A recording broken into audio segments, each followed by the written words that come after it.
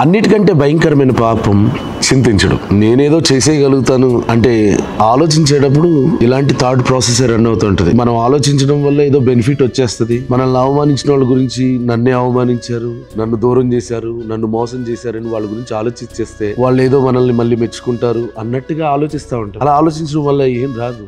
పైగా ఆరోగ్యం పాడవుతూ ఉంటది. అందరితో మనశ్శాంతిగా మాట్లాడలేము. దేవుని నమ్ముకున్న వారు చింతించకూడదు. మొదటి పేతురు రాసిన పత్రిక 5వ అధ్యాయము 7వ వచనం, ఆయన మిమ్మును గురించి చింతించున్నాడు గనుక మీ చింత యావత్తు ఆయన మీద వేయడి. నా జీవితం ఏమవుతుంది, నేనేమవుతాను, నా పిల్లలు ఏమవుతారు అని కంగారు పడాల్సిన అవసరం లేదు. దేవుని మీద ఆధారపడదాం. ఏదేమైనా దేవుని చిత్తం జరుగుతుంది. It's okay, no problem. I'm not the one who can change the things. దేవునికి సమస్తం సాధ్యమే. ఆయన మార్చగలుగుతాడు. చింతించడం అనేది ఆయనకి ఇచ్చేయాలి. ఆయన మన గురించి చింతిస్తున్నాడని ఇక్కడ పేతురు గారు రాస్తున్నారు.